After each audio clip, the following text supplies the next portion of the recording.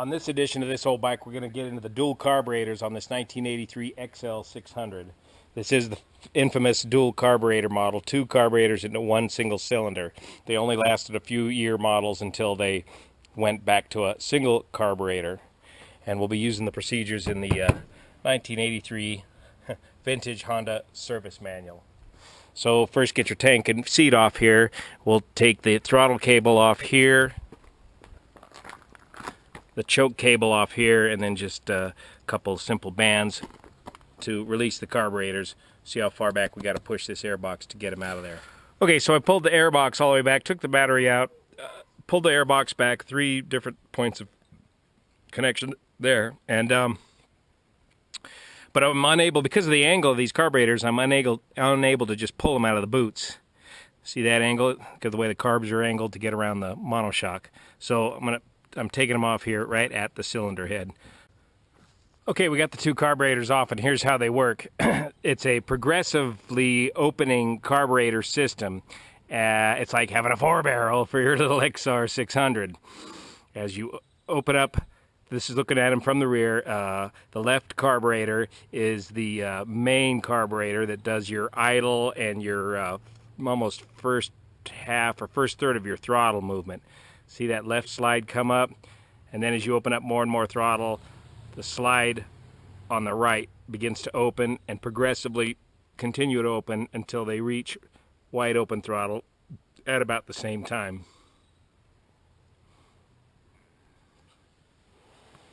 So the main thing on these old carburetors, you don't have to synchronize them like on a multi-cylinder motorcycle. You just got to get them to quit leaking and get the needles to seat and get them cleaned out, get the jets all cleaned out, and check for any induction leaks. We can see right here, here's part of our problem right there. These old O-rings or gaskets in here need replacing, and you got an induction leak happening right here. What you got there, Pete? Another thing about an induction leak is it causes an excessively lean mixture because you're mixing too much air in with your air-fuel mixture.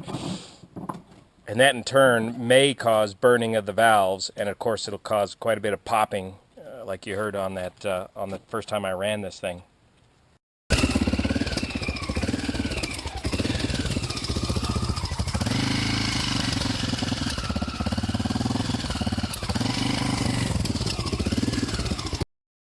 Here's another common thing to check on your old motorcycles is the simple air vent to the fuel tank. See that? It's got a big bug in it right there.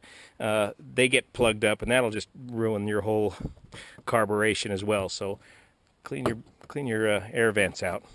Then we're going to open these up, replace a bunch of seals and gaskets, and clean them all out. All right, a carburetor float bowl system is nothing more than a glorified toilet bowl. We got the carburetors upside down. You pull the float bowl off. In the field, of course, you can empty or clean out your get the sediment and dirt and water out of your float bowls by undoing that right there. Anyways, there's your floats right there, and inside of here is this little tiny needle which shuts off the fuel with that neoprene tip right there, and it's rather crudely adjusted by bending that tab on the float. We'll pull all the needles and seats and jets out of here for cleaning. Give them a good blast of brake cleaner cleaning. That's the way we do it here in the backyard.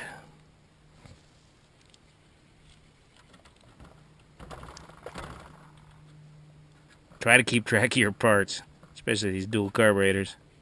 By the way, many parts are interchangeable. I grabbed a XL250 float bowl to replace a broken one on this 600. Yeah, look at that, man. Funky gunky. Clean it out. Left on the left. Right on the right. On this 1983 model, the idle mixture adjustment is made with this air screw located right here with a tab that's to be broken off with a pair of pliers if you want to get in there and replace it. On later models after 1983, it was accomplished with a pilot screw, spring, O-ring, and washer mounted right here. But on this 83 model, all I have is right there, the air screw, for adjusting the idle mixture.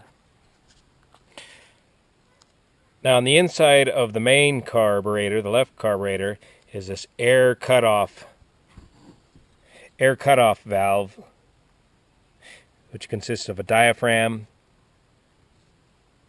and a spring and a cover.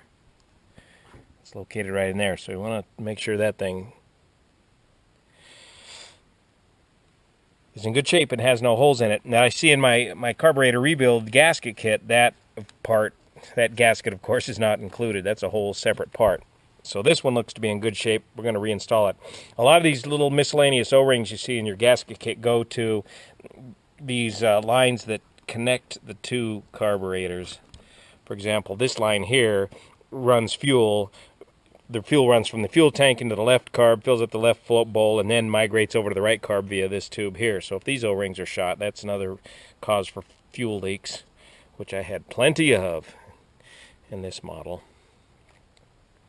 So you'll find those O-rings in your gasket set, right there and there. Okay, we've gone through the carburetors, got them back on the bike, and replaced all the O-rings that we could get into with the carburetor overhauls kit.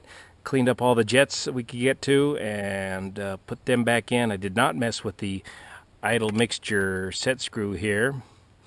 The fittiest part of getting these carburetors back on is getting the throttle cable hooked up back here. You'll need an assistant for that with really tiny fingers. The stock throttle cable is a push-pull affair. All we have left today is the pull affair, which mounts here. The push side of the throttle cable would mount right here. Here's your idle mixture adjustment. On the right hand side of the bike, and back on the left hand side you'll need 1/4 inch fuel line to redo your fuel line, and your choke cable goes here. I got a new set of O-rings. There's 2 sets of O-rings, 2 O-rings here and 2 O-rings here. There's a plate in the middle to tighten up your intake manifold. No more induction leaks, we hope, so let's give this thing a whirl and see what we got. Well, miracles of miracles, I've turned the fuel on, and so far, no leaky. It's not pouring out all over like it was before. Things are looking up. I'm going to have to add something here that looks like it's going to start leaking out of there. Not much of a fuel line there. Here's your crankcase breather over here. There's a, well, I'll show you.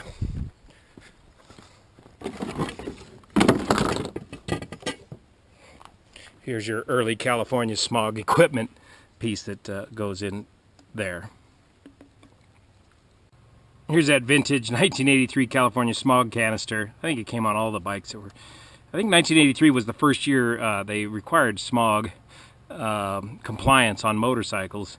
So anyways, here's the tube out of the crankcase breather, and then the top tube goes back to the airbox, and the bottom tube goes overboard. Back into the environment. Oh, well, it's got a cap on it. Look at that. Maybe I should drain that and see what's in there. No telling. Sure enough, there's some ancient sludge. Probably hadn't been drained since 1983. I'm going to try kickstarting with my left knee because it's my good knee. I highly recommend appropriate gear. See how much compression that is?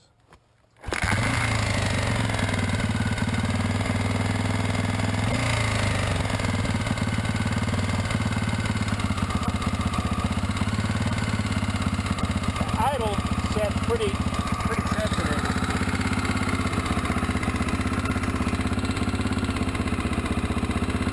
Major success and breakthroughs. Look at that.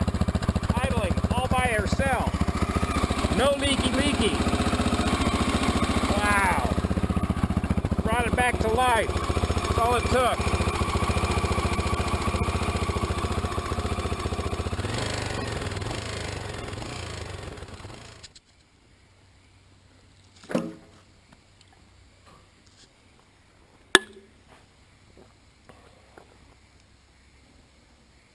About a 3 beer job.